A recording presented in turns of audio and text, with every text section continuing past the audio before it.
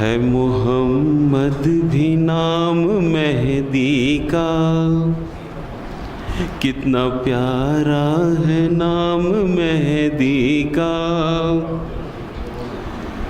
ہے وہ دافع ہلاکت امت، ہے وہ دافع ہلاکت امت، کتنا اونچا مقام مہدی کا، ہے محمد بھی نام مہدی کا، کتنا پیارا ہے نام مہدی کا۔ آپ معصوم ہیں خطاؤں سے، آپ معصوم ہیں خطاؤں سے، برگزیدہ مقام مہدی کا، کتنا پیارا ہے نام مہدی کا، ہے محمد بھی نام مہدی کا۔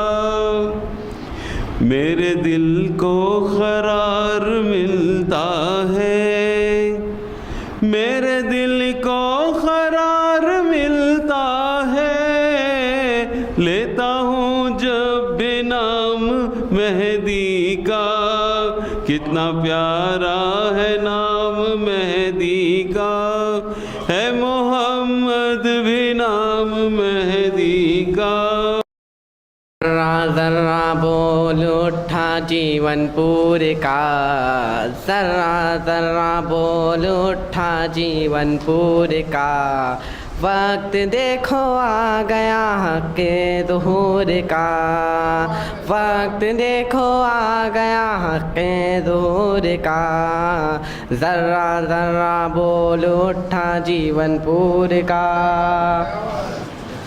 جس کی بعثت سنتوں کو زندہ کرنا تھا، انقلاب دین میں پھر برپا کرنا تھا، جس کی بعثت سنتوں کو زندہ کرنا تھا، انقلاب دین میں پھر برپا کرنا تھا، ان کے ذمے منصب تھا خیر الامور کا، ان کے ذمے منصب تھا خیر الامور کا، وقت دیکھو آ گیا حق ظہور کا۔ ونصلی علی رسولہ الکریم والمہدی الموعود علیہ السلام، اما بعد فقد قال اللہ تعالی فی القرآن المجید والفرقان العظیم، بسم اللہ الرحمن الرحیم، قل جاء الحق وزهق الباطل ان الباطل کان زہوقا، صدق اللہ العظیم۔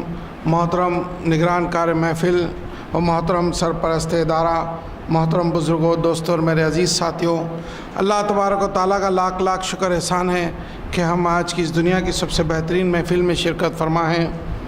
محترم سامعین، کبھی کبھار طبیعت ذرا ناساز ہوتی ہے، تقریر کا موڈ نہیں بنتا، آج بھی ایسا ہی تھا کہ دوسرے بچوں کو بولنے کے بعد مہمان مقرر کو بول دیا جائے، مگر آپ دیکھیے کہ ایسے ٹائم پہ ہی جو ہے حالات ایسے بنتے ہیں کہ بولنا ہی پڑتا ہے۔ مہمان مقرر جو تھے ان کی کچھ وجوہات کی وجہ سے وہ معذرت خواہی چاہ لیے ہیں کہ وہ تقریر نہیں کر سکتے، تو اب لازماً آپ کے سامنے موجود ہونا پڑا۔ محترم سامعین، چونکہ ادارہ تنظیم مہدویہ نے سیرت رسول پاک، سیرت مہدی کے ساتھ ساتھ بزرگان قوم کے واقعات ہمیشہ آپ کے سامنے پیش کرتے رہے۔ ایک بات ہمیشہ یاد رکھیے، جیسا ہمارے سرپرست ادارہ نور ولایت میں لکھتے ہیں، بڑی دل کو لگتی ہے یہ بات کہ اس قوم میں، جس قوم میں اپنے بزرگوں کی یاد تازہ نہ ہوتی رہے، وہ قوم زندہ قوم نہیں ہوتی۔ ہم کو چاہیے کہ ہم ہمارے بزرگوں کی قوم کو بار بار واقعات کو قوم کے اندر یاد کرتے رہے۔ خاص طور پہ آپ دیکھیے کہ جس مقام یا علاقہ اور خطے میں ہم رہتے ہیں، وہاں کے حضیروں کے جو ہے بزرگ جو ہوتے ہیں، ان کے تعلق سے ہماری قوم میں بہت کم لوگ جانتے ہیں۔ ایسا بھی دیکھا گیا، حالانکہ آپ دیکھیے کہ تختی بھی لکھی ہوتی ہے، نام کی تختی، سلسلے کی تختی، مگر پھر بھی ایک صاحب جو ہے کاچگڑا حضیرے میں مسلسل زیارت کو جا رہے تھے۔ ایک مرتبہ کا اتفاق ہوا کہ اس حقیر بندے نے ان سے پوچھا کہ بھائی آپ اتنے سالوں سے یہاں پر جا رہے ہیں، حضرت کے کیا واقعات سے، سلسلے سے، ان کی کوئی جو ہے سیرت سے، ان کی نصیحتوں سے آپ واقف ہے؟ تو انہوں نے کہا کہ مجھے کچھ نہیں معلوم، بس مجھے معلوم یہ ہے کہ یہ کاچگڑا حضیرہ ہے اور میں آتا ہوں ختم بوسی کرتا ہوں۔ تو آپ دیکھیے میں برا نہیں مانتا اس چیز کو، ان کی عقیدت ہے، مگر یہ حقیر بندہ یہ بتانا چاہتا ہے کہ اگر کوئی دوسرا غیر شخص ان کو روک لے اور یہ پوچھے کہ بھائی آپ جس مقام پہ جا رہے ہو، زیارت کر رہے ہو، یہ کون سے بزرگ ہے، ان کی کیا نصیحتیں ہیں، ان کی کیا اعلیٰ واقعات ہیں، آپ بتائیے، تو وہ کیا ان کو سمجھائیں گے؟ اور اگر نہ صرف غیر آدمی چلیے بلکہ ان کے گھر کے اگر بچے جو ہے ان سے پوچھ لے تو وہ کیا سمجھائیں گے ان کو؟ تو ہم کو چاہیے کہ ہم جس مقام پر رہتے ہیں، جس بزرگ کی قربت ہم حاصل کرتے ہیں، ان کے واقعات سے کم از کم بیسک چیزوں سے ہم واقف رہیں، تاکہ ہم کو، آپ دیکھیے کہ جب بیسک چیز سے آپ واقف ہوتے ہیں تو قربت میں مزہ بڑھ جاتا ہے۔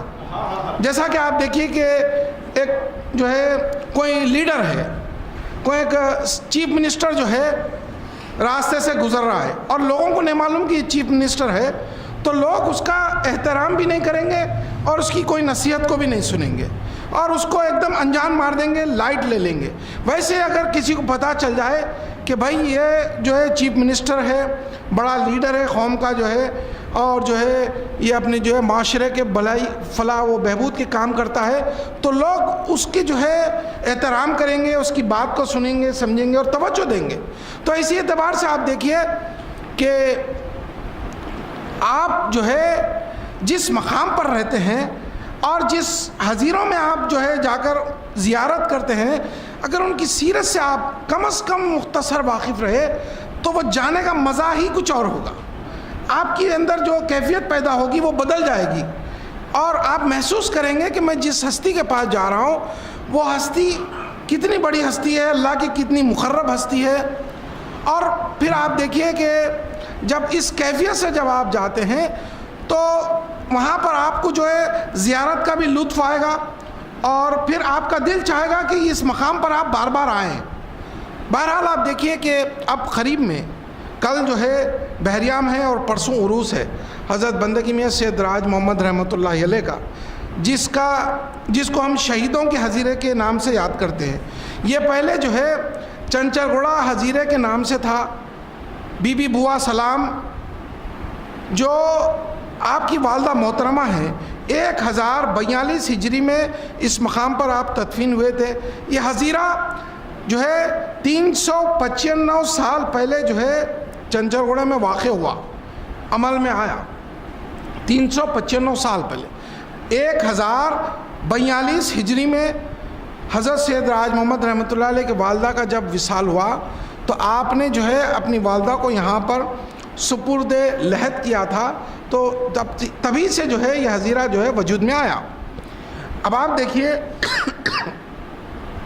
کہ اس حضیرے کے تعلق سے، جس کو ہم شہیدوں کا حضیرہ کہتے ہیں، یہ 395 سال پہلے تو واقعہ عمل میں آ گیا، لیکن جو ہے 200 سال سے اس حضیرے کے نام کو جو ہے شہیدوں کے حضیرے کے نام سے پکارا جانے لگا۔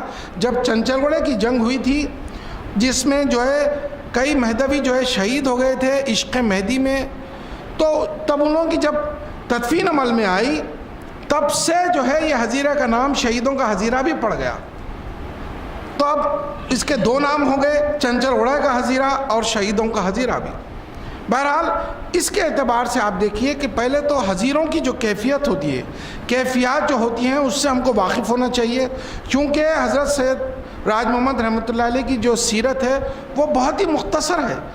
2-4 واقعات، خاص جو واقعات ہیں وہ صرف 2 ہیں، بلکہ آپ کے جو ہے خاندانی جو واقعات ہیں وہ 2-3 ملتے ہیں۔ تو اس سے ہی ہم کو اندازہ لگانا چاہیے کہ یہ حضیروں کی جو ہے کیفیت کیا ہے، اور حضرت بندگی میاں سید راج محمد رحمۃ اللہ علیہ جو صاحب حضیرہ ہیں ان کا اللہ کی قربت کتنی ہے۔ پہلی چیز میں آپ کو بتا دوں، ایک یہ کہ حضیروں سے ہم کو کیا ملتا یہ سمجھتے لوگ، لیکن یہ ان کی کم علمی ہے. ان کو چاہیے کہ اپنے مرشدین سے یا اپنی قوم کے دانشوروں سے مل کر جو ہے ان تمام کیفیات سے واقف ہوں کہ حضیروں میں بھی ہم کو کیا ملتا ہے. ایک سماعی واقعہ آپ دیکھیے، چونکہ جو ہے ایک کتب میں بھی مجھے ملا تھا مگر وہ پھر سے جو ہے مل نہیں پا رہا، کبھی مل جائے تو میں حوالہ ضرور دوں گا. حضرت بندگی میاں سید محمد ابجی میاں شہید رحمۃ اللہ علیہ کے واقعات پڑھنے میں جو ہے یہ واقعہ بھی مجھے ملا کہ جو شہیدوں کے جو کمرہ بنایا گیا ہے اس میں حضرت بندگی میاں سید نجم الدین جو ہیں ان کے تعلق سے بھی یہ روایت آئی کہ آپ اکثر جب بھی اپنی شہادت سے پہلے، جنگ چنچرگوڑا میں شہید ہونے سے پہلے جب کبھی بھی آپ وہاں جاتے، حضرت بندگی میں سید راج محمد رحمۃ اللہ علیہ کے پاس وہ شہادت کی دعا کرتے تھے، وہ اپنی شہادت کی دعا مانگتے تھے وہاں پر. تو آپ دیکھیے کہ وہاں جا کر اپنی شہادت کے لیے دعا مانگتے مانگتے ایک وقت ایسا آیا کہ وہ شہید ہوئے اور اللہ نے اس منصب سے آپ کو فیضیاب کیا اور آپ کو وہ مل گیا. تو آپ اندازہ لگائیے کہ ہمارے حضیروں میں ہم سمجھتے ہیں کہ بھائی ہم کو کیا ملے گا، جب دنیا تو دنیا ہے، آخرت کے انعاموں میں کا انعام وہاں سے مل سکتا ہے تو پھر دنیا کیا چیز ہے؟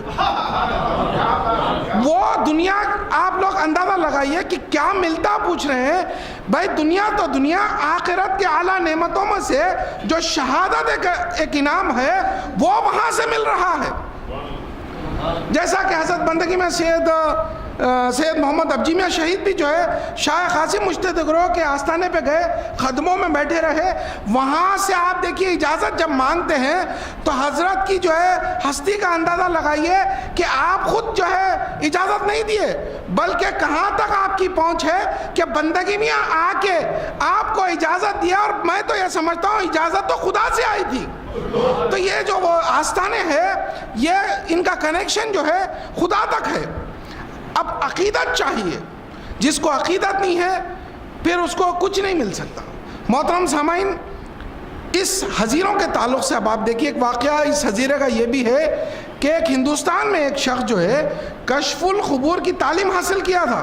کشف القبور بولے تو یہ ایک 40 جو ہے آیتیں ہوتی ہیں، آیت بنائی جاتی ہیں اور اس کو پڑھنے کے بعد جس خبر پہ بھی جو ہے وہ پڑھا جاتا ہے اس خبر کی جو روح ہوتی ہے وہ کشف القبور کی تعلیم پڑھنے والا شخص جو ہے اس سے اس روح کی بات ہوتی ہے. تو ایک ہندوستان کا ایک غیر مذہبی شخص جو ہے وہ بڑا مشہور شخص ہے، اس نے کشف القبور کی تعلیم حاصل کرنے کے بعد آج سے جو ہے 200 سال پہلے کا یہ واقعہ ہے کہ وہ مقام الگ الگ قبرستانوں پہ گیا اور جو ہے وہاں جب بھی جاتا بس یوں تعلیم پڑھتے کہ جو ہے کوئی بھی جو ہے قبرستان میں جو بھی خبر ہوتی جس پہ بھی جو ہے سو وہ پڑھ کر ورد کرتا اس خبر سے اس کی بات ہو جاتی. تو آپ دیکھیے کہ وہ شخص پھرتے غیر مذہبیوں کے قبرستانوں پہ جاتے جاتے اتفاق ایسا ہوا کہ وہ ایک مرتبہ یہاں بھی آ گیا حضرت بندگی میاں سید راج محمد رحمۃ اللہ علیہ کے پاس، اور جب بڑی بزرگی اور فضیلت کی باتیں سننے لگا تو اس کے دل میں خیال آیا کہ اس حضیرے کی کیفیت سے بھی واقف ہونا بہت ضروری ہے. اس کے دل میں آیا اور وہ چاہتا تھا کہ اب اس حضیرے کی بھی جو ہے کیفیات سے وہ واقف ہو جائے، یہاں خبروں میں کیا حال ہے وہ معلوم کیا جائے. تو اب آپ دیکھیے کہ روایتوں میں یہ آیا ہے کہ حضرت سید محمد اکیلوی صاحب کی مسجد کے جو ہے جب اس وقت جو ہے باؤنڈری لائن نہیں تھی تو ایک نیم کے جھاڑ کے نیچے وہ بیٹھ کے جو ہے اپنی تعلیم پڑھنا شروع کیا. پورا دن گزر گیا، حضیرے میں سے کوئی ایک بھی شخص کی خبر کی روح سے اس کی بات نہیں ہوئی. وہ پریشان ہو گیا کہ پورا دن گزر گیا، پڑھتے پڑھتے تھک گیا اور یہاں تو بات بھی نہیں ہو رہی ہے. پھر دوسرے دن جو ہے وہ اپنا عمل جاری رکھا، اس کے بعد بھی جو ہے کوئی جو ہے خبر کی روح سے بات نہیں ہو پائی. تو روایتوں میں یہ آیا کہ اس نے جو ہے لوگوں سے دریافت کرنے لگا. پہلے تو وہ مجذوب ٹائپ کا بن کے جو ہے جھاڑ کے نیچے بیٹھ کے یہ عمل کرتا رہا. جب اس وقت کے لوگوں سے پوچھا کہ یہ کس کا حضیرہ ہے تو لوگوں نے بتایا کہ یہ حضرت بندگی میاں سید راج محمد رحمۃ اللہ علیہ کا حضیرہ ہے. بہرحال بڑی فضیلتیں سنی اور پھر تیسرے دن اس نے اور کوشش کی، اور کوشش کرنے کے بعد یہ معلوم ہوا کہ ایک خبر میں سے ایک جو ہے کسی ایک حضیرے کی پوری حظیرے کے اندر سے ایک شخص کی جو ہے کرانجنے کی آواز آئی، یعنی کہ کروٹ لینے کی آواز آئی، اور جو ہے یہ کیفیت کون بیان کر رہے ہیں؟ یہ ہو جانے کے بعد وہ کشف القبور کا جو عالم تھا وہ بیان کر رہا ہے کہ دیکھو بھائی یہ کتنا بڑا حظیرہ ہے کہ میں نے جب عمل کیا تو ایک خبر سے کرانجنے کی آواز آئی، لیکن اسی کے ساتھ پیچھے سے ایک ڈرانے والی آواز آئی، ہوں کہہ کر موٹی آواز تھی، اور اس کے بعد وہ آواز بھی بند ہو گئی۔ یہاں سے میں کچھ حاصل نہیں کر سکا۔ تو آپ دیکھیے کہ اہرے غیرے یہاں پر قریب آ نہیں سکتے اور حظیروں کی جو ہے کیفیات سے واقف ہو نہیں سکتے۔ یہ کیا جانے کہ حظیروں کی جو ہے کیا کیفیات ہوتی ہیں۔ اور پھر آپ دیکھیے کہ ہمارے بزرگان جو قوم ہوتے ہیں وہ اپنے اپنے مقامات اور اپنے حد بندی کے جو ہے حدود کی آج بھی حفاظت کر رہے ہیں۔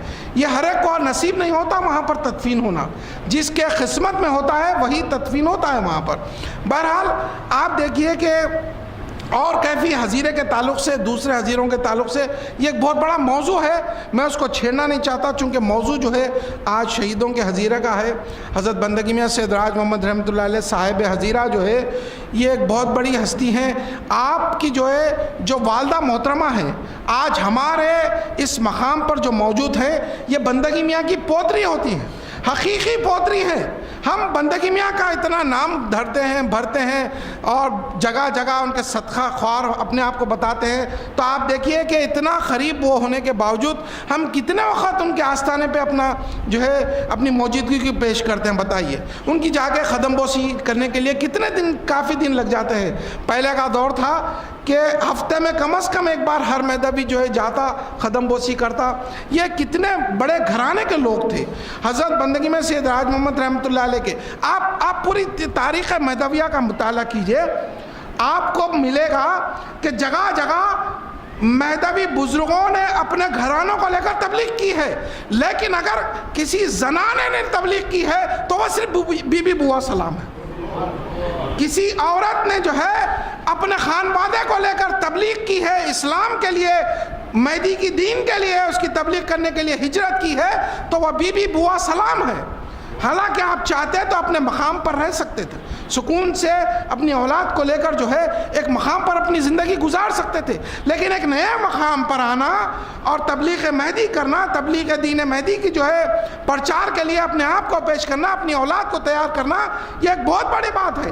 یہ کیسے گھرانے کے جو ہے سو لوگ تھے کہ عورتیں ہوتے ہوئے بھی جو ہے تبلیغ کے لیے جوق در جوق آگے بڑھتے تھے۔ ہم کو ان سے سبق سیکھنا چاہیے، ہمارے گھر کے عورتوں کو ان سے سبق سیکھنا چاہیے۔ محترم سامعین، اب آپ اندازہ لگائیے، میں بی بی کے گھرانے کی کیفیت کو آپ کے سامنے بتانا چاہتا ہوں۔ حضرت بندگی میاں سے شہاب الدین شہاب الحق کی آپ دختر ہیں، بندگی میاں کے فرزند حضرت بندگی میاں سے شہاب الدین شہاب الحق کی آپ دختر ہیں، بی بی بوا سلام۔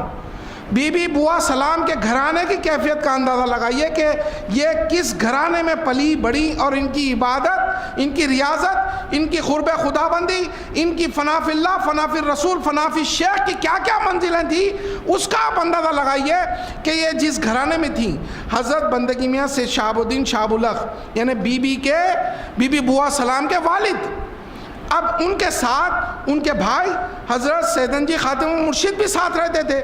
حضرت سید محمود سیدن جی خاتم المرشد رضی اللہ تعالیٰ عنہ اور سید شہاب الدین شہاب الحق، یہ دونوں بھائیاں ایک ساتھ رہتے تھے، ایک ساتھ اللہ کی عبادت کرتے تھے اور ایک دوسرے کا ادب کرتے تھے، احترام کرتے تھے۔ اب اس گھرانے کی کیفیت کا اندازہ لگائیے کہ ایک مرتبہ حضرت سیدن جی خاتم مرشد رضی اللہ تعالیٰ عنہ کے دائرے کے اندر جب کبھی بھی کوئی بیمار ہوتا تو ایک حکیم کو بلایا جاتا تھا۔ حکیم جو ہے جو غیر مذہب کا تھا وہ آتا، لوگوں کی نفس پہ ہاتھ رکھتا اور کیفیت کو بیان کرتا، دوا دے کے جاتا۔ لیکن اگر زنانوں میں سے کوئی جو ہے بیمار ہو جاتے تو وہ پردے میں سے اپنا ہاتھ دیتے، حکیم جو ہے نفس پر ہاتھ رکھتا اور جو ہے کیفیت کو بیان کرتا۔ بعض روایتوں میں آیا ہے کہ جو ہے سماعی باتیں یہ ہیں کہ زنانہ جو ہے اندر ہی ہاتھ رہتا تھا اور ڈوری بن کے جو ہے نفس کو دیکھا جاتا تھا۔ بہرحال اس اعتبار سے آپ دیکھیے کہ ایک مرتبہ زنانے میں کسی کی طبیعت خراب ہوئی اور حکیم کو بلایا گیا۔ حکیم جو ہے نفس پہ ہاتھ رکھتا ہے، چھوٹی بچی بیمار ہوئی تھی، بچی کی نفس پہ ہاتھ رکھا، جیسے اس نے ہاتھ رکھا اس نے پوچھا کیا یہ سیدن جی کی بیٹی ہے؟ تو دائرے والوں نے پوچھا کہ بھائی تم تو دیکھے نہیں، تم کو تو معلوم نہیں کہ یہ بچی کس کی ہے کیا ہے، صرف نفس پہ ہاتھ رکھ کے تم یہ کیسے بول سکتے ہو کہ یہ سیدن جی کی بیٹی ہے؟ تو اس حکیم نے کہا کہ دیکھو جب کبھی بھی میں سیدن جی کی نفس کو دیکھتا ہوں تو میرے جسم میں الا اللہ تو ہے لا الہ ہوں نہیں کی ایک لہر دوڑتی ہے، آج وہ کیفیت میں نے اس بچی کی نفس میں دیکھی ہے۔ تو آپ بتائیے کہ یہ کیسے گھرانے تھے، کیسے جو ہے لوگ تھے کہ جن کی نفس پہ ہاتھ رکھنے سے سارے جسم میں غیر مذہب کے جو ہے جسم کے اندر، ایک غیر مذہب والے شخص کے جو ہے جسم کے اندر ہماری کیفیات، ہمارے ذکر کرنے کو جو ہے وہ لہر دوڑ سکتی ہے، تو ان کی زبان اور ان کی آنکھ ناک کا کیا عالم ہوگا؟ آپ اندازہ لگائیے، یہ فنا فی الرسول، فنا فی مہدی اور فنا فی شیخ، فنا فی اللہ کی منزلیں ہوتی ہیں، یہ وہ کیفیات سے وہ لوگ گزر رہے تھے۔ اب اسی گھرانے میں پلی بڑی یہ حضرت بی بی بوا سلام ہے۔ آپ اندازہ کر سکتے ہیں کہ بی بی کی کیا کیفیات ہوں گی۔ یہ بی بی جو ہے اپنے شوہر کے وصال کے بعد اپنی اولاد کو لے کر یہاں پر آتی ہیں تبلیغ کے لیے۔ 395 سال پہلے آپ کا وصال ہوا، تو اس سے پہلے آپ یہاں پر کتنے سال پہلے یہاں پر آئے ہوں گے آپ بتائیے۔ محترم سامعین، حضرت بندگی میں سید راج محمد رحمۃ اللہ علیہ، جن کے والد میاں شریف محمد ہے اور ان کے 3 چچا ہیں، میاں عزیز محمد، میاں خلیل محمد اور میاں سید راج محمد، ان کے حضرت بندگی میں سید راج محمد رحمۃ اللہ علیہ کے چچاؤں کا کیا عالم ہے دیکھیے آپ۔ چچاؤں میں سے میاں عزیز محمد کا ایک واقعہ ملتا ہے بیجاپور کا۔ حضرت بندگی میاں سید عزیز محمد میاں راج محمد رحمۃ اللہ علیہ کے چچا ہیں۔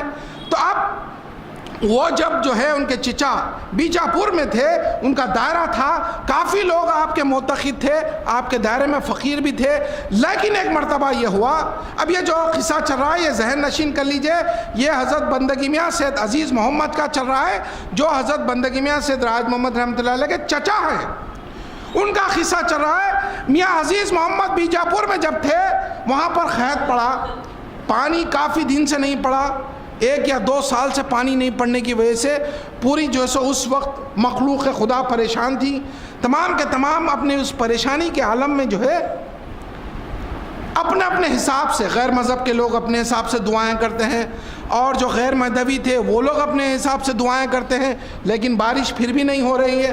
لیکن وہ لوگ جس مقام پر تھے وہ جانتے تھے کہ یہ جو دائرہ ہے، یہ اللہ والے لوگ ایسے ہیں، ان کو دنیا سے کوئی کام نہیں ہے، یہ عاشق خدا ہے، اللہ ان کی دعا کو نہیں ٹال سکتا۔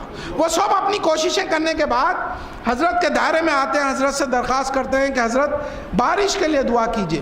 تو حضرت نے اس بات کو ٹالنا چاہا، کیونکہ اگر وہ فوراً دعا کر دیتے اور بارش ہو جاتی تو اب سب لوگوں پہ یہ عیاں ہو جاتا کہ آپ کتنے بڑے بزرگ ہیں، اب سب لوگ آپ کو جو ہے اتنے معتقد ہو کے ہزاروں لوگوں کی تعداد اگر آپ کے پاس آ جاتی تو آپ کی عبادت میں خلل پڑ سکتا تھا۔ تو ہمارے بزرگان قوم کا یہ شیوا رہا ہے، یہ خاصہ رہا ہے کہ آپ لوگ جتنے جو ہے جتنی ان کی قابلیت ہوتی تھی اتنے ہی لوگوں کو قریب کرتے تھے، باقی کے سب کو جو ہے دور رکھتے تھے، اور اگر تعداد بڑھ بھی جاتی تو وہاں سے کہیں اور 200 لوگوں کو بھیجا جاتا تھا۔ بہرحال حضرت بندگی میاں سید عزیز محمد رحمۃ اللہ علیہ کے پاس لوگ آ کے دعا کرے، پہلی بار آپ نے اس بات کو ٹال دیا، پھر اس کے بعد پھر بھی بارش نہ ہوئی، فقراء دائرہ سے جو ہے لوگ ملنے لگے، درخواستیں کرنے لگے کہ حضرت سے یہ کہیے کہ بارش کے لیے دعا کرے اور اللہ آپ کی دعا کو نہیں ٹالتا۔ تو آپ یہ کیے کہ جب جو ہے فقراء دائرہ بھی اصرار کرنے لگے تو آپ ایک لوگوں سے آپ نے یہ کہا کہ ٹھیک ہے، ایک میدان میں تمام لوگ جمع ہو جاؤ، اور آپ نے دائرے والوں کو حکم دیا کہ میدہ تیار کیا جائے، روٹی، گھی، شکر وغیرہ جس کو میدہ کہا جاتا ہے، میدہ تیار کرانے کا حکم دیا۔ میاں عزیز محمد رحمۃ اللہ علیہ جو جیسا کہ آپ دیکھتے ہیں کہ آج بھی ہمارے بزرگان قوم جو ہوتے ہیں، جو فقراء مہدویہ ہوتے ہیں، وہ اپنے کاندھوں پہ رومال ڈالتے ہیں، اس وقت بھی ہمارے بزرگان قوم کاندھوں پہ رومال ڈالتے تھے۔ آپ رومال ڈالے ہوئے میدان میں آئے، تمام فقراء جمع ہوئے، اور پھر جو ہے ملیدہ تیار کیا گیا، تمام لوگوں کو جو ہے ملیدہ آپ تقسیم کرنے کے لیے بیٹھے، اس کے بعد ملیدہ تقسیم کیا گیا۔ میاں عزیز محمد نے ملیدہ تیار کر کے سب کو تقسیم کر دیے۔ اس کے بعد آپ دیکھیے کہ تمام لوگ بیٹھے ہوئے ہیں، آپ نے جو ہے لوگوں سے بارش کے لیے دعا کرنے کا بھی حکم ابھی جاری کرنے والے تھے۔ ایک آپ کے جو مرید تھے وہ بازو بیٹھے ہوئے تھے، انہوں نے یہ کہا کہ حضرت آپ اتنا سب کچھ اہتمام کر رہے ہیں، جو ہے ملیدہ تیار کرائے، گھی شکر روٹی سب کچھ جو ہے، اور پھر میدان میں سب کو بلائے بارش کے لیے دعا کرنے کے لیے، آسمان پہ تو بادل نہیں دکھ رہے ہیں۔ اور انہوں نے پوچھا کہ حضرت اتنا سب کچھ کرنے کے بعد اگر بارش نہیں ہوئی تو کیا کریں گے؟ تو حضرت کو یہ بات اتنی گراں گزری کہ آپ نے اپنے کھاندے سے رومال نکالا اور رومال کو موڑتے ہوئے کہا کہ دیکھو اس کے بعد بھی اگر بارش نہ ہوگی تو بادلوں کو اس طرح نچوڑ دوں گا، جیسے آپ نے یہ موڑنا تھا بارش شروع ہو گئی، چھینٹیں شروع ہو گئے، عیب غیب سے اللہ کی طرف سے جو ہے اللہ کے حکم سے ہر طرف سے بادل آنے لگے، اور بارش اتنی ہوئی کہ لوگ گھر کو آنے سے پہلے چم چم بھیگے ہوئے تھے۔ یہ روایت بتاتی ہے۔ اب روایت تو یہاں کی ہے کہ بیجاپور میں یہ ہوا۔ اب آپ دیکھیے ہماری قوم کے اندر آج سے 30 سال پہلے کا بھی ایک واقعہ جو ہے یوں سنائی دیتا ہے۔ حضرت عمر خان صاحب جب زندہ تھے، آج سے ایک 23 سال پہلے، یہ آخر بندہ ان کے پاس گیا تھا، ابتدائی تقاریر کا دور تھا، تو انہوں نے یہ واقعہ مجھے سنایا تھا کہ دیکھو بیجاپور میں تو حضرت کے چچا کے ہاتھوں سے جو ہے ملیدہ تقسیم کرنے کے بعد بارش ہو گئی تھی۔ اب ہوا یہ کہ حیدرآباد میں ایک بار بارش نہیں ہوئی، حیدرآباد میں کافی جو ہے بارش نہیں ہونے سے قحط پڑا، اور اس وقت انجمن کے صدر خادر علی خان صاحب تھے۔ تو ہماری قوم کا بھی ایک واقعہ یوں ہے کہ خادر علی خان صاحب چونکہ جو ہے ہماری قوم کے اندر یہ خاصا رہا کہ جب کبھی بھی بارش نہیں ہوتی یہ لوگ جو ہے فقراء مہدویہ کو لے کر شہیدوں کے حظیرے میں جاتے، حضرت بندگی میں سید راج محمد رحمۃ اللہ علیہ کے پاس جاتے، مسجد کے اندر بیٹھ کے تمام غربا و مساکین کو بلا کے ملیدہ تیار کرتے، لیکن نیاز کرتے کس کی؟ میاں عزیز محمد رحمۃ اللہ علیہ کی، یعنی حضرت کے چچا کی جو ہے نیاز کرتے، اللہ کی نیاز میں جو ہے آپ کو شامل رکھتے اور دعا کرتے ان کا وسیلہ دے کر کہ یا اللہ ان کے وسیلے سے بارش جو سو برسا۔ تو آج سے 30 سال پہلے کا چنچل وڑے کا واقعہ یہ ہے کہ جب یہ لوگ دعا کر کے گھر کو آئے تو یہ لوگ بھی بھیگے ہوئے تھے، یہ لوگ بھی بھیگے ہوئے تھے۔ ہماری بزرگان قوم کا کیا شیوا ہے، دیکھیے کیا قربت خدا بندی ہے کہ اللہ تبارک تعالیٰ نہ صرف ان کی دعائیں بلکہ ان کے وسیلے سے مانگے جانے والی دعا کو بھی رد نہیں کرتا اللہ۔ آپ اندازہ لگائیے کہ اللہ کے رسول صلی اللہ علیہ وسلم کی بھی سیرت میں ایک مرتبہ رسول اللہ کے دادا اپنے جو ہے بعض روایتوں میں ہے کہ آپ کے چچا جو ہے اپنے بھتیجے کو جو ہے لے جا کر بارش کے لیے دعا کرنے کے لیے مکہ مکرمہ کی دیوار کو لگا کر بٹھا دیے، جبکہ رسول اکرم صلی اللہ علیہ وسلم کی عمر 6-7 سال کی تھی، اور کہا کہ یا اللہ جس جیسے اعتبار سے ان کو پکارنا تھا پکار کر وسیلہ دیا رسول اکرم صلی اللہ علیہ وسلم کا، اور کہا کہ اس نورانی چہرے کے صدقے میں بارش برسا دے۔ رسول اکرم صلی اللہ علیہ وسلم نے صرف اشارہ کیا انگلیوں کا، اور بارش اتنی ہوئی کہ لوگ جب گھر کو گئے تو بھیگے ہوئے تھے۔ تو اس اعتبار سے آپ دیکھیے کہ یہ اللہ کے مقرب بندے ہیں، اور ہماری قوم کے اندر اس اعتبار سے جب دعا لگتی ہے وسیلے سے بھی دعا کی جاتی ہے۔ مگر آپ کے سامنے یہ حقیر بندہ اس واقعات میں سے ایک چیز یہ بتانا چاہتا ہے کہ آپ دیکھیے کہ ملیدہ تیار کیا گیا، وہاں بھی یہاں بھی ملیدہ تیار کرے ہم، کھائے بھی ہم لوگ ہی، اور بارش بھی ہم پہ ہی ہوئی۔ آپ دیکھیے کہ اللہ تبارک تعالیٰ کے پاس کچھ چیز پہنچتی نہیں، جیسا قربانی کا ذکر آیا تو اللہ نے کہا کہ تمہاری قربانی کے جانوروں کا گوشت یا خون ہم تک نہیں آتا، بلکہ تمہاری نیتیں آتی ہیں، نیت کو اللہ دیکھتا ہے۔ تو آپ دیکھیے کہ ملیدہ تیار تو کرے، کھائے بھی ہم لوگ ہی، ہماری قوم کے لوگ ہی کھائے، اور بارش جو ہے سو ہم پر برسنے لگی۔ تو یہ وسیلے کی دعا ہوتی ہے۔ یہ بزرگان دین کا جب وسیلہ بتایا جاتا ہے تو یہ اللہ کے اتنے مقرب بندے ہوتے ہیں، اللہ تبارک تعالیٰ ان کے وسیلے کی بھی لاج رکھتا ہے۔ جب یہ بزرگان قوم جو ہے اللہ کے واسطے اپنی زندگی کو ختم کر دیتے ہیں، دنیا میں خواہشات کو ختم کر کے لمحہ لمحہ خدا کی یاد میں ڈوب جاتے ہیں، اور جب کوئی بندہ اللہ کے مقرب بندوں کا وسیلہ دیتا ہے تو پھر ان کے وسیلے کی دعا بھی رد نہیں ہوتی۔ اب آپ دیکھیے کہ لوگ وسیلے کے قائل نہیں ہیں۔ میں اس موضوع میں چھڑنا نہیں چاہتا اور طول نہیں دینا چاہتا اس بات کو، صرف ایک وسیلے کی بات بتاتے ہوئے جو ہے آگے بڑھتا ہوں۔ وہ یہ کہ آپ دیکھیے سورہ النساء کی 64ویں آیت کا آپ مطالعہ کیجئے۔ قرآن مجید میں سورہ النساء کی 64ویں آیت کا مطالعہ کیجیے. لوگ جو وہابی لوگ ہیں اہل حدیث سے یہ وسیلے کے قائل نہیں ہیں. تو آپ دیکھیے خود قرآن میں جب کوئی اگر بات مل جائے, قرآن اس کی تائید کرے, تو اس سے بڑی کوئی اور دلیل کی ضرورت نہیں ہے. کوئی آدمی قرآن کی بات کو رد نہیں کر سکتا. 64ویں آیت سورہ النساء کی, اس میں اللہ تبارک و تعالیٰ ارشاد فرماتا ہے کہ اگر کوئی آدمی, کوئی بندہ اللہ کا وہ گناہ کرے, کوئی بندہ اللہ کا گناہ کرے, اور اے میرے حبیب وہ تمہاری بارگاہ میں آئے اور مجھ سے توبہ کی توقع رکھے. دیکھیے اللہ تبارک و تعالیٰ کا گناہ گار ہے, اور اللہ تبارک و تعالیٰ فرما رہے ہیں کہ وہ تمہاری بارگاہ میں آئے اور تم بھی اس کے لیے شفاعت کی دعا کرو, تو وہ مجھے توبہ قبول کرنے والا پاؤ گے. تو معلوم یہ ہوا کہ ایک گناہ گار تو خدا کا ہے, وہ خدا کے سامنے گناہ کی توبہ کر سکتا تھا, لیکن خود اللہ تبارک تعالیٰ فرما رہا ہے اے میرے حبیب اگر وہ تمہاری بارگاہ میں آئے اور تم سے سفارش کرے اور تم اس کے لیے سفارش کر دو, تو اللہ کو وہ توبہ قبول کرنے والا پاؤ گے. تو معلوم یہ ہوا کہ وسیلے کا اثر بہت بڑا ہوتا ہے. بہرحال یہ بھی ایک وسیلہ جو ہے, ایک موضوع ہے. ہم لوگ جو ہے آج جو بھی جا کر وہاں پر جو ہے ہماری جو ہے آخرت کے لیے جو ہے دعائیں کرتے ہیں, یہ مخرب بندوں کا جب ہم جاتے ہیں تو آپ دیکھیے کہ ایک جہاں سے بھی پانی گرتا ہے اس کے اطراف آپ کھڑے رہیے, آپ بھی بھیگ جائیں گے. بالکل جھرنے کے نیچے مت کھڑے رہیے, اور آپ تھوڑا سا فاصلے پر کھڑے رہیے تو آپ محسوس کریں گے کہ اس جھرنے کے چھینٹے بھی آپ پر گریں گے. تو جو نورانی کیفیات اور جو اللہ کی طرف سے انوار ان لوگوں پر برستے ہیں آج بھی, اس انوار کا آپ محسوس کریں گے کہ اس انوار کا لطف آپ کو بھی آ رہا ہوگا. ہم لوگ جو ہے اسی نیت سے اس خبروں کے قریب جاتے ہیں. اور پھر آپ دیکھیے حضرت بندگی میاں سید راج محمد رحمۃ اللہ علیہ, وہ اتنے اللہ کے مقرب بندے تھے. حالانکہ جس وقت آپ کی والدہ کے ساتھ یہاں پر آئے تھے, آپ جو ہے نوجوان تھے. بعض روایتوں میں آیا کہ آپ جو ہے ابھی جو ہے 20-22 سال کے تھے. حالانکہ آپ کی والدہ کے وصال کے 24 سال کے بعد آپ کا وصال ہوتا ہے. والدہ کا وصال 1042 ہجری میں ہے, تو آپ کا وصال جو ہے 1068 ہجری میں ہے. تو 24 سال آپ باقاعدہ حیات رہے, اور پھر جو ہے نا اس کے باوجود جو ہے آپ اتنی اللہ کے مقرب ہوئے, اللہ کی عبادت میں لگے رہے. آپ کہیں بھی جو یہ رہا کہ ہر روز بیان قرآن ضرور کرتے تھے. بیان قرآن کرنا ہر ایک کے بس کی بات نہیں ہے. بیان قرآن ختم ہو گیا.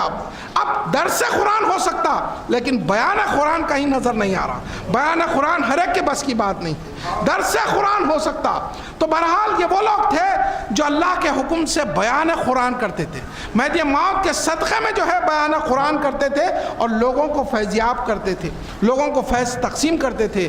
حضرت بندگی میاں سید راج محمد رحمۃ اللہ علیہ کا جو ہے بیان قرآن کا چرچا بہت تھا. حالانکہ جو ہے بیجاپور اور جو ہے گلبرگہ کے آگے کے جو واقعات ہیں, چیتا پور, یہ ان مقامات پہ جو ہے آپ کے چچاؤں کا بڑا جو ہے سو وہاں پر نام رہا ہے. اور اس وقت بھی جب آپ یہاں پر آئے تو وہاں کا جو بادشاہ تھا, قلی قطب شاہ ہو یا کوئی دوسرا سکندر, اور نواب جو ہے سلیمان خان کا بھی نام سننے میں آتا ہے, تو وہاں کے لوگ بھی جو ہے آپ کے بیان قرآن سے بڑا متاثر ہوتے تھے. جب یہاں پر آپ مقام پذیر رہے تو یہاں کا جو بادشاہ تھا قلی قطب شاہ, اس کی جو ہے کم سن جو ہے ایک لڑکا یا لڑکی کی جو ہے انتقال ہو جاتا ہے کسی علالت کی وجہ سے. تو حیدرآباد کا جو بادشاہ تھا قلی قطب شاہ, وہ اپنی اولاد کے غم میں اس طریقے سے غمگین ہو گیا کہ سلطنت کے جو کاروبار تھے وہ چھوڑ دیا. چھوڑ کے جو ہے اپنے روم میں اپنے آپ کو بند کر لیا, قید کر لیا, اور بس جو کام چل رہا ہے وہ پورا درہم برہم ہو رہا ہے. لوگوں نے, درباری لوگوں نے, بادشاہ کے مقرب لوگوں نے جو ہے کوشش کی کہ بادشاہ کا غم کسی بھی اعتبار سے جو ہے دور ہو جائے, لیکن وہ ہو نہیں پا رہا تھا. تو آخر میں سب نے سوچا, اور چونکہ ہر جو ہے دور میں مہدوی لوگ بڑے بڑے منصبوں پہ رہے, وہ لوگ جو ہے ان باتوں کو دیکھ کر اپنی جو ہے قوم کی باتوں کو پیش کرتے تھے. تو اسی اعتبار سے جو ہے حضرت بندگی میاں سید راج محمد رحمۃ اللہ علیہ کی بھی بات پیش کی گئی کہ آپ کے بیان قرآن میں ایسا اثر ہے کہ اگر آپ بادشاہ کے سامنے آ کر جو ہے بیان قرآن کریں گے تو بادشاہ کا غم شاہد کے دور ہو جائے. تو اب یہاں پر آ کر حضرت کو کہا گیا کہ حضرت آپ چلیے بیان قرآن کیجئے بادشاہ کے سامنے. تو روایتوں میں آیا کہ پہلی بار تو آپ نے انکار کر دیا، کیونکہ ہماری قوم کے بزرگ جو تھے وہ بادشاہوں کے پاس نہیں جاتے تھے، وہ کسی جو ہے انعام و اکرام کے محتاج نہیں تھے. یہ وہ لوگ تھے جو دنیا کو دنیا نوازنے والے، دنیا کی چیزیں تو دنیا کی آخرت کی چیزیں نوازنے والے تھے. تو یہ جو ہے دنیاوی بادشاہ کے سامنے کب جانے والے تھے؟ یہ تو حقیقی بادشاہ کے سامنے جھکنے والے لوگ تھے. تو پھر جو ہے یہ ان کے سامنے کیسے جا سکتے ہیں؟ مگر نقلی روایتیں یہ بتاتی ہیں کہ حضرت کو یہ کہا گیا بعض میں، حضرت دین مہدی کی تبلیغ کرنا ہے اور جو ہے تبلیغ کے مقصد سے آپ چلیے. تو ہماری قوم کے اندر تبلیغ مہدی، تبلیغ دین مہدی، تبلیغ کا جب لفظ آتا ہے تو ہماری قوم کا ہر شخص کھڑا ہو جاتا ہے. اس وقت حضرت بھی کھڑے ہوئے اور تبلیغ مہدی کے نام سے جب جو سو مہدی موعود کے نام کے پرچار کے نام سے آپ گئے اور اس کے سامنے جو ہے بیٹھ کر بیان قرآن کرے تو بادشاہ کا غم دور ہو گیا اور پھر سے حکومت کے کاروبار میں وہ لگ گیا اور ہر طرف اس کے جو ہے زندگی میں خوشیاں آنے لگی. تو یہ کیا تھا؟ آپ دیکھیے بیان قرآن کی کیا کیفیت تھی. بیان قرآن میں ہوتا کیا تھا میں آپ کو بتا دوں. روایت میں تو اتنا ہے کہ بیان قرآن کرے اور اس کا غم دور ہو گیا، لیکن بیان قرآن میں ہوتا کیا تھا آپ دیکھیے. ہر وقت بیان قرآن میں عشق مہدی کو بتایا جاتا تھا، عشق رسول کو، یہاں تک کہ سب سے زیادہ 99% عشق خدا کو بتایا جاتا تھا. اب اس کا ثبوت آپ دیکھیے، جس وقت مہدی موعود علیہ السلام 16 سانتیج سے گزر رہے تھے تو اس مقام پر 16 سانتیج کے اندر مہدی موعود علیہ السلام نے ایک جگہ پڑاؤ ڈالا اور جہاں بھی آپ رکتے بیان قرآن کرتے. تو ایک مرتبہ ایک گھر میں ایک ماں باپ کا ایک لوتا ایک بیٹا تھا، 19 سال کا لڑکا تھا، اور جو ہے وہ لڑکا گھر سے سودا لانے کے لیے نکلا، گھر سے سودا لانے کے لیے نکلا، لیکن راستے میں اس نے دیکھا کہ ایک جگہ مجمع ہے اور لوگ خاموش سن رہے ہیں. وہ قریب گیا، جب دیکھا کہ مہدی موعود علیہ السلام بیان قرآن کر رہے ہیں، وہ بھی مجمع میں بیٹھ گیا. دن کا ٹائم تھا، بیان قرآن کا مزہ اس کو ایسا لگا، ایسا لطف آیا کہ وہ اسی مقام پہ بیٹھ گیا، سودا لانا بھول گیا. اب لوگ جو اس کو پہچانتے تھے انہوں نے کہا کہ دیکھو جاؤ تم سودا لا لو، تمہاری ماں شاید تمہارا انتظار کر رہی ہوگی. وہ کسی کے باتوں پر کان نہیں دھرا، بس مہدی موعود کو دیکھتا رہا، بیان قرآن سنتا رہا، مہدی موعود کو دیکھتا رہا. عشق خدا کی باتیں تھیں، وہ اس میں اس طرح ڈوب گیا کہ اتنی کم عمر میں بھی اس کو اللہ کی محبت کا ایسا مزہ لگا کہ گھر کو بھول گیا. اب لوگوں نے جو ہے جا کر اس عورت کو، اس کی ماں کو کہا کہ دیکھو اب تمہارا بچہ آنے والا نہیں ہے، کیونکہ حضرت سید محمد جیون پوری کی جو بھی بات سنتا ہے، جس کو بھی مزہ آتا ہے، پھر وہ انہی کے ساتھ چلے جاتا ہے. تو اب ماں پریشان ہو گئی. ماں نے کہا کہ میرا جوان بچہ ایک لوتا ایک بیٹا، اب وہ بھی چلا جائے تو کیسا ہوگا؟ ہمارے زندگی کا وہ سہارا ہے، ہمارے بڑھاپے کا وہ سہارا ہے. اب وہ پریشان ہو گئی اور اپنے شوہر کا انتظار کرنے لگی. مغرب کو اس کا شوہر کام کر کے جب لوٹا تو اس عورت نے کہا کہ دیکھو ہمارا لڑکا وہاں گیا اور جو ہے بیان قرآن سننے کے بعد وہ وہیں پر رہ گیا، اب آ نہیں پا رہا ہے، جاؤ جا کر اپنے بچے کو لے کے آؤ. تو وہ اس کا جو شوہر تھا وہ اس جذباتی باتوں کو سن کر اس نے یہ ارادہ کیا کہ اب میں جا کر سید محمد جیون پوری سے پوچھوں گا. نعوذ باللہ اس کے دل میں یہ خیال آیا کہ میں یہ پوچھوں گا کہ تم جو ہے بچوں کو اس اعتبار سے ورغلا کر جو ہے بھڑکا کر جو ہے یہاں سے لے جاتے ہو اور لے جا کر کہیں بیچ دیتے ہو، میں یہ جا کر پوچھوں گا. اس اعتبار سے گستاخانہ خیالات اس کے دماغ میں آتے گئے. اب وہ جو ہے مغرب کے وقت اپنے بچے کو لانے کے لیے مہدی موعود کے دائرے کی طرف جاتا ہے. اتفاقی طور پہ یہ ہوا کہ جس وقت وہ پہنچا وہاں پر اس وقت بھی بیان قرآن چل رہا تھا. اب وہ جو ہے بیان قرآن سننے کے لیے بیٹھا تو اس کو بھی بیان قرآن کا ایسا مزہ آیا کہ وہ اپنے بچے کو، بیوی کو، دونوں کو بھول گیا. اب بیان قرآن ختم ہونا تھا، اس کے بعد بچے پہ نظر پڑی، بچے کے قریب جانے لگا تو بچہ مہدی موعود علیہ السلام کے گھوڑے کے جو ہے اطراف گھومنے لگا. باپ کے ہاتھ نہیں آ رہا ہے، باپ جدھر جدھر جا رہا ہے بیٹے کی طرف، بیٹا بھاگ رہا ہے. تو اب آپ دیکھیے قرآن میں ایک مقام پر پروردگار عالم وسلم ارشاد فرماتا ہے ففروا الی اللہ، اللہ کی طرف بھاگو. اور پھر یہ کون سے لوگ ہیں اللہ کی طرف بھاگنے والے؟ پروردگار عالم صفت بیان کر رہا ہے. اللہ والے وہ ہوں گے جو اپنے ماں باپ سے بھاگیں گے خدا کو پانے کے لیے. اب اسی کیفیت کو یہاں پر اس واقعے میں ڈھونڈیے کہ بچہ خدا کو پانے کے لیے باپ سے بھاگ رہا ہے، باپ آگے جا رہا ہے اور بچہ اس سے بھی آگے نکل رہا ہے. تو خدا کو پانے کے لیے خدا کے عشق میں باپ سے بھاگ رہا ہے. اس کیفیت کو قرآن بھی بیان کرتا ہے. تب آپ دیکھیے باپ نے پکار کر کہا کہ اے میرے بیٹے رک جا، میں تجھے لینے نہیں آ رہا ہوں بلکہ میں یہ کہنا چاہ رہا ہوں میں بھی تیرے ساتھ چل رہا ہوں، میں بھی تیرے ساتھ چل رہا ہوں، تیرے ساتھ چلنے کے لیے آ رہا ہوں. اور جو ہے یہ کیفیت کو باپ نے اپنی عورت کے پاس، اپنی بیوی کے پاس بول بھیجا کہ میں اور میرا بیٹا اب جو ہے مہدی موت کے ساتھ جا رہے ہیں، تم کو تمہارا اختیار ہے. تو بیوی نے کہا کہ جب تم دونوں جا رہے ہو تو میں یہاں بیٹھ کے کیا کروں، چلو میں بھی تمہارے ساتھ چلتی ہوں اور جو ہے مہدی موت کے پاس فیض یاب ہوتی ہوں. تو آپ دیکھیے کہ بیان قرآن میں ہوتا کیا تھا. دنیا کی محبت کو نکالا جاتا تھا اور خدا کی محبت کو دلوں میں ڈالا جاتا تھا.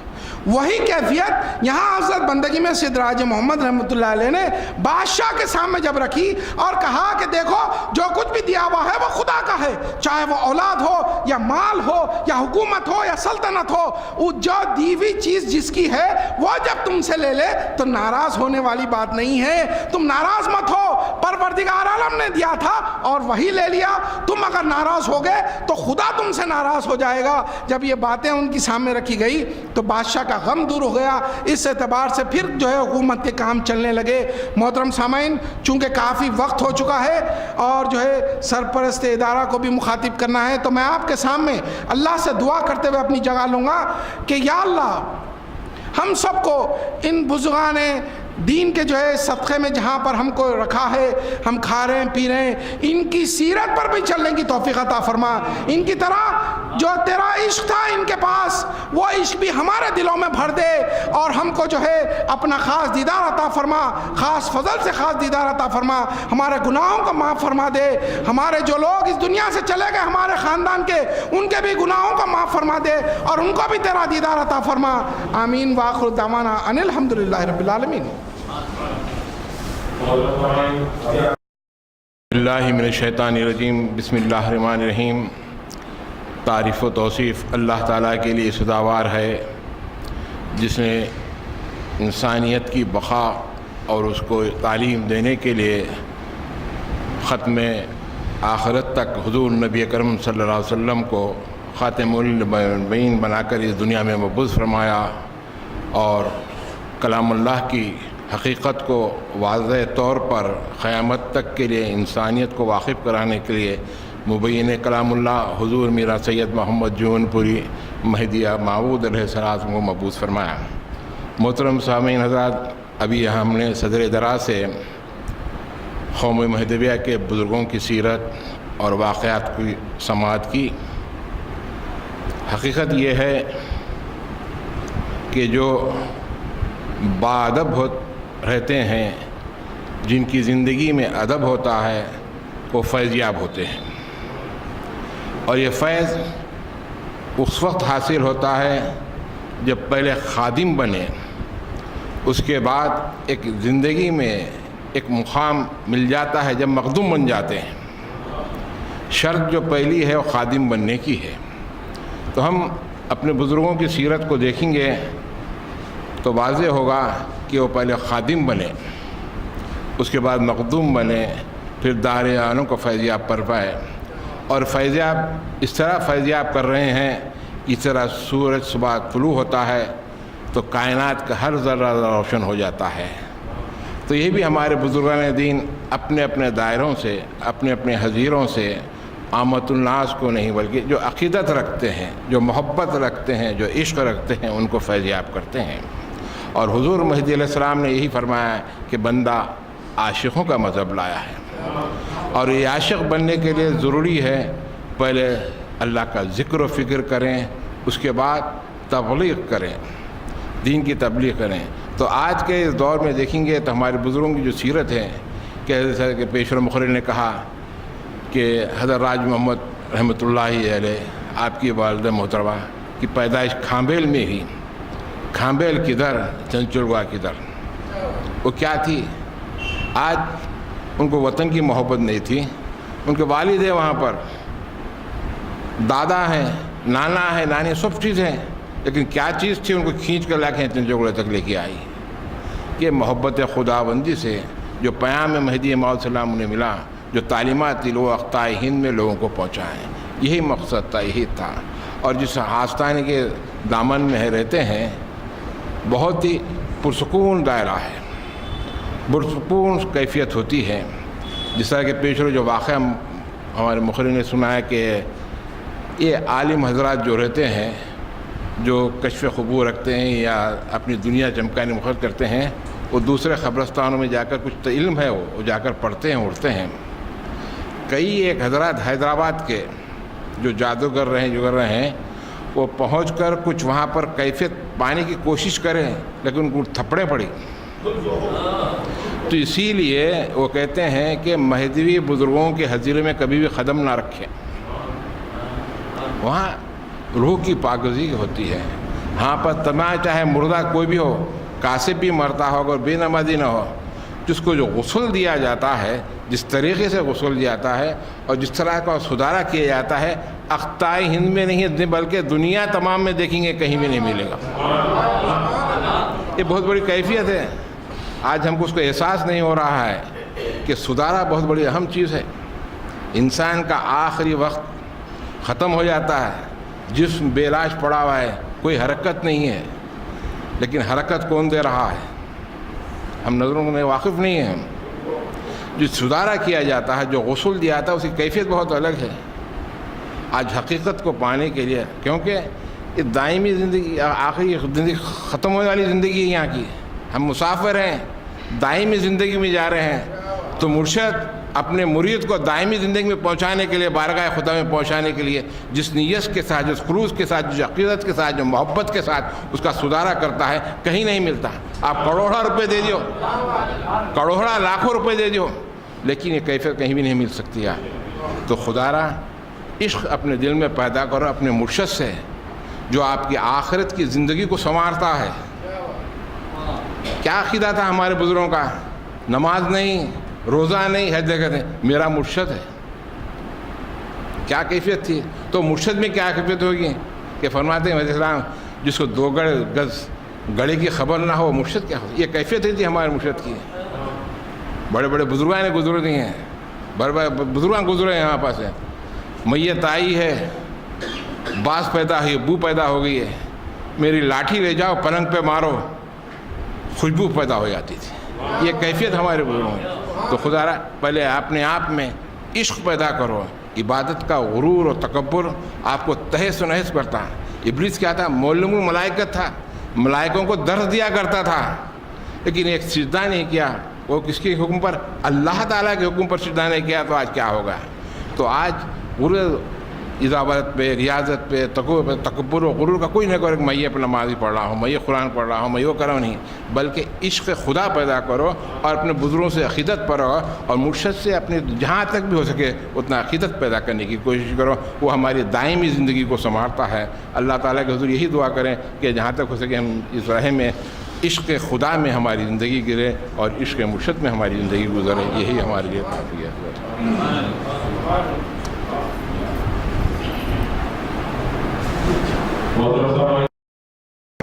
سب سے پہلے یہ آخر بندہ پروردگار عالم کا شکر بجا لاتا ہے کہ اللہ تبارک و تعالیٰ نے ہم سب کو آج کی اس مبارک محفل کے لیے چنا اور اس محفل میں شرکت کی توفیق عطا فرمائی. کیونکہ آپ دیکھیے کہ ہزاروں لوگ اس مقام پر ہے، لیکن ہر ایک کو جو ہے اس محفل میں آنے کی اللہ کی طرف سے اجازت نہیں ہے، توفیق نہیں ہے. کیونکہ اللہ تبارک و تعالیٰ دلوں کا حال جانتا ہے. جس کے دل کو دیکھتا ہے، پسند کرتا ہے کہ وہ میرے حبیب کے اور میری قرآن کے، میرے کلام کی باتیں سن سکتا ہے، تو اس کو یہاں پر بھیج دیتا ہے. دینی محفلوں میں آنا ہر ایک کی بس کی بات نہیں ہے. آپ اندازہ لگائیے، بعض لوگوں کو تو اس حقیر بندے نے دیکھا کہ وہ اس محفل میں جب آتے ہیں تو کہتے رہے بھائی 2 سے 3 تک تھا، 3:15 ہو گئے فلاں، اور انہی لوگوں کو اس حقیر بندے نے دیکھا، دعوت میں گئے اور پہلے دستر پہ جگہ نہیں ملی تو پھر 1 گھنٹے تک بیٹھے ہوئے۔ تو آپ پیٹ کی غذا کے لیے اتنا وقت دے سکتے ہیں تو روحانی غذا کے لیے کیوں نہیں دے سکتے؟ دینا چاہیے، وقت دینا چاہیے، اپنے جو ہے دوست احباب کو بھی یہاں پر لانا چاہیے۔ اور پھر ان محفلوں سے ہوتا یہ ہے کہ کئی قسم کے فائدے ہوتے ہیں۔ ایک تو یہ ہے کہ آپ اتنی دیر مسجد میں رہتے ہیں، مسجد کے بارے میں آیا ہے کہ ہر لمحہ اللہ کی رحمت ہوتی ہے، تو آپ اللہ کی رحمت میں اتنی دیر بیٹھے ہوتے ہیں۔ اور دوسری بات یہ ہوتی ہے کہ جو شخص مسجد میں ہوتا ہے اللہ اس سے خوش ہوتا ہے، جیسا کہ حضرت علی کا ایک فرمان ہے کہ مجھے جنت میں رہنے سے زیادہ مسجد میں رہنا پسند ہے، کیونکہ جنت میں میرا نفس خوش ہوگا اور مسجد میں میرا رب خوش ہوگا۔ تو اس اعتبار سے آپ دیکھیے کہ کئی فائدے ہیں۔ بہرحال جو ہے پھر کہیں تقریر نہ ہو جائے تو میں آپ سے جو ہے آپ کا بھی شکریہ بجا لاتا ہوں، شکریہ ادا کرتا ہوں کہ آپ سامعین بھی آئیں، آئندہ اتوار کو بھی آئیے اور ہمارے قوم کے مرشد حضرت سید محمد عاصم فرید ساقی صاحب رحمۃ للعالمین کے عنوان پر ہم سب کو مخاطب فرمائیں گے۔ انشاءاللہ آئندہ اتوار کو بھی جو ہے یہ محفل اپنے وقت پہ جو ہے سو اس کا آغاز ہوگا۔ اور آپ دیکھیے کہ ہماری قوم میں جو ہے 2 حافظ قرآن ہیں۔ ہم لوگ جو ہے آج سے 5-6 اتواروں سے یہ کر رہے ہیں کہ ان کی جو ہے قراءت سے یعنی ایک رکوع یہ لوگ پڑھ رہے ہیں اور اسی سے دینی اجتماع کا آغاز ہو رہا ہے۔ تو آپ دیکھیے اس اعتبار سے یہ ایک ہوتے ہوئے پورا قرآن ہو جائے گا، تو پھر جو ہے جب یہ ایک کر کے ہم قرآن بھی سنے ویسا ہو جائے گا۔ تو آپ لوگ آئیے، وقت پہ آئیے، 1:30 بجے نماز ہے، نماز ہوتے کی جو ہے قراءت کلام پاک شروع ہوتی ہے۔ وقت کو ضائع نہیں کریں گے آپ کے، بلکہ 2 حافظ قرآن ایک رکوع کر کے جو ہے سنا رہے ہیں، اس کو بھی سنیے۔ خدا کے کلام کو سننے سے ایک حدیث میں آیا ہے کہ قرآن بھی شفاعت کرے گا اور وہ آپ کے لیے دعا کرے گا۔ تو پھر آپ جو ہے اس شفاعت کا تصور رکھتے ہوئے قرآن کو سنیے، یہ اللہ کا کلام ہے، ہم ان کے کلام کو سنتے ہیں اور جا کر جو ہے بیٹھ کے ان کی فضول لغوی باتوں کو سنتے ہیں، تو اللہ کے کلام کو کیوں نہ سنیں؟ یہ اللہ کا کلام ہے۔ اور ہمارا مذہب کیا ہے؟ مہدی موعود نے فرمایا مذہب ماں کتاب اللہ، ہمارا مذہب کتاب اللہ ہے۔ کتاب اللہ سے محبت کو جوڑیے، اللہ جو ہے ہماری مشکلوں کو دور کر دے گا۔ اب مقدس تسبیح ہوگی اور دینی اجتماع اختتام کو پہنچے گا۔